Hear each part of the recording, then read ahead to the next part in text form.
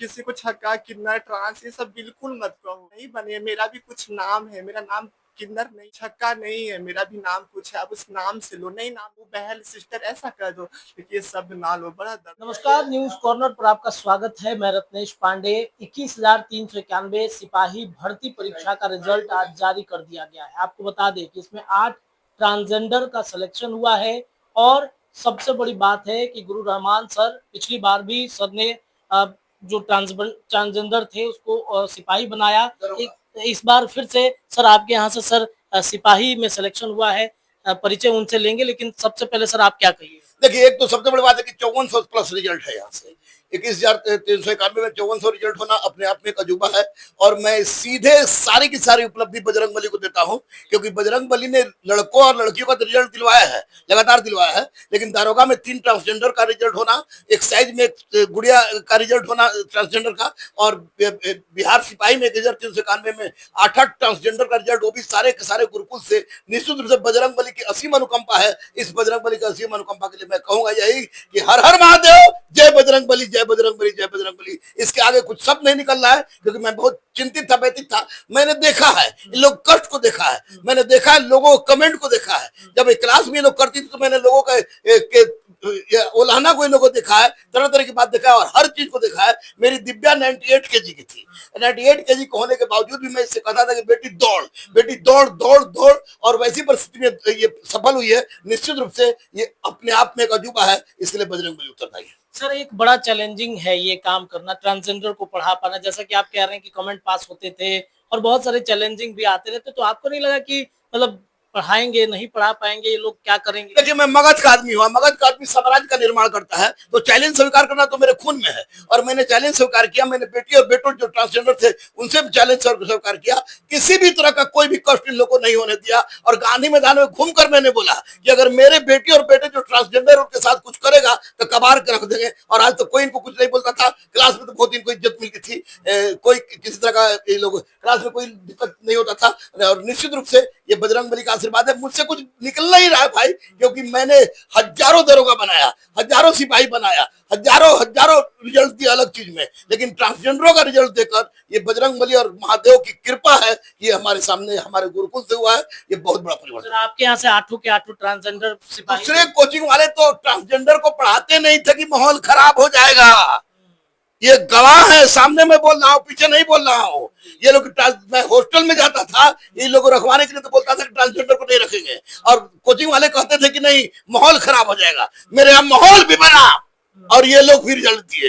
ये निश्चित रूप से चैलेंज को स्वीकार करने का विश्व राष्ट्राध्यक्ष जो मगध की परिपाटी थी, उस परिपाटी को मैंने सिद्ध कर दिया। एक बहुत बड़ी बात है सर। सबसे पहले आपका बहुत बहुत स्वागत है। देखिए, आंखों में आंसू हैं, भावुक हो गई हैं। जाहिर सी बात है, ये भावुक वाला पल भी है, और सर भी कहीं ना कहीं मुझे लगता है कि अंदर से भावुक हो गए हैं, क्योंकि सर ने काफी मेहनत किया है इनके पीछे में। क्या कहिएगा? देखिए, आंखों में आंसू हैं, इस संघर्ष को हम समझ सकते हैं। पहले तो आपको बहुत बहुत बधाई हो और शुभकामनाएं आपको कि आपका सिपाही में भर्ती जो है वो हुआ है। बधाई हो आपको। सबसे पहले आप सभी को मैं कोटि कोटि आभार व्यक्त करती हूँ। हमारे सर जी ने आज बहुत बड़ा हमारे लिए एक जीवन दे दिए हैं। सर हमको बहुत अच्छे से पढ़ाए। 2 साल से सर ही के पास हम पढ़ाई करती थी, स्टडी करती थी, और 2 साल आज कंप्लीट हुए। और 2 साल होने के बाद सर ने मुझे आज बिहार कांस्टेबल के पद पे खड़ा कर दिया। इसके लिए सर को मैं बहुत दिल से आभार व्यक्त करती हूँ। और सबसे पहले अपने बिहार के माननीय मुख्यमंत्री नीतीश कुमार जी को कोटि कोटि प्रणाम करती हूँ, कोटि कोटि आभार व्यक्त करती हूँ, जिन्होंने हमारे लिए इतनी अच्छी, इतनी बड़ी अपॉर्चुनिटी दी। नाम क्या है, कहाँ की आप रहने वाली हैं, ये बताइए। मेरा नाम दिव्या ओझा है और मैं थाना कटिया, जिला गोपालगंज, बिहार की रहने वाली हूँ। गोपालगंज की धरती से आप निकल के आ रही हैं। जब आप सिपाही तैयारी करने जा रही थी तो मन में लगा कि मतलब इस क्षेत्र में हम जा रहे हैं जहां पर आपके समाज को अलग नजरिए से देखा जाता है, तो कहां से मोटिवेशन आपको मिला इस चीज का? सर, हमारे समाज को तो शुरू से ही अलग नजर से देखा जाता है। आप देखिए तो हमारा देश आजाद हुए 75-76 साल हो गया, लेकिन मुझे लगता है कि मैं आज आजाद हुई हूँ, ऐसा फील हो रहा है मुझे।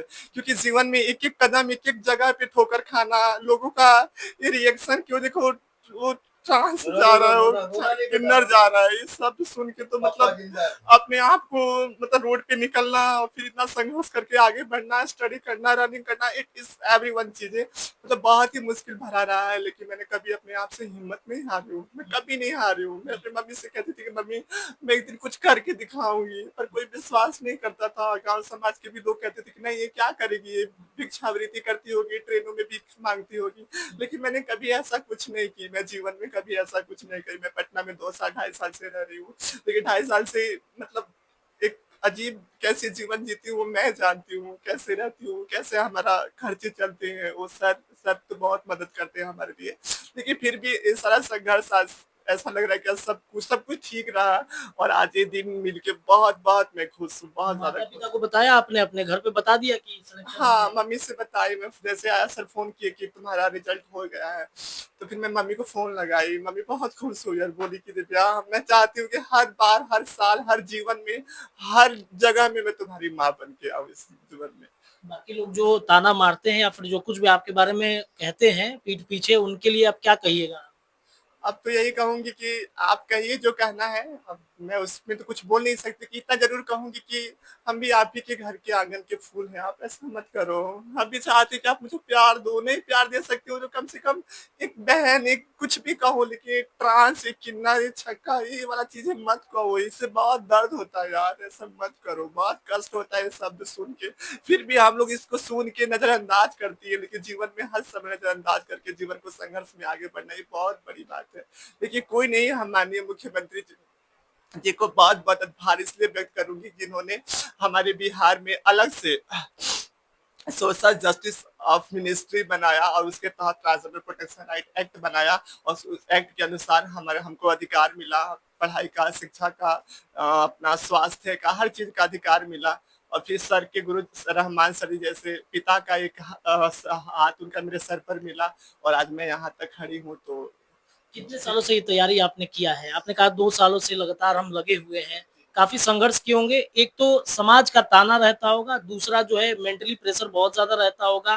क्या-क्या झेला है आपने इन 2 सालों में? समाज के ताना से तो मैं शुरू से ही झेलती आ रही हूँ। समाज के ताना तो आज से नहीं झेलते, शुरू से झेलती आ रही हूँ। और शुरू से मैं यही सोचती थी कि अब खत्म हो जाएगा, अब खत्म हो जाएगा। इसी आशा और उम्मीद में दिन गुजरते गए, करते गए कि एक दिन तो खत्म होगा, लेकिन नहीं खत्म हो पाया और लगता है कि इतना जल्दी खत्म भी नहीं होगा। लेकिन अब पूरे समाज, पूरी दुनिया से मैं कहना चाहती हूँ ना कि आप ऐसा मत करो। बड़ा दर्द होता है। आप किसी को ना बिना जज किए आप किसी को छक्का, किन्नर, ट्रांस ये सब बिल्कुल मत कहो, क्योंकि वो उसलिए नहीं बने। मेरा भी कुछ नाम है, मेरा नाम किन्नर नहीं है, मेरा नाम छक्का नहीं है, मेरा भी नाम कुछ है। आप उस नाम से लो, नहीं नाम ले सकते तो ए ओ बहन सिस्टर ऐसा कर दो, लेकिन ये शब्द ना लो। बड़ा दर्द होता है इस सबसे। और मैं जानती हूँ, मैं सोच समझ सकती हूँ कि हाँ हमारे भी समाज में सब कोई नहीं इक्वल नहीं है, सब अच्छे नहीं है। ऐसा नहीं है कि सिर्फ आप ही खराब हो, हम भी खराब है, ऐसा नहीं है। लेकिन हाँ जो गलत है उसी को आप गलत कहोगे ना, पूरी दुनिया को गलत नहीं कहोगे ना।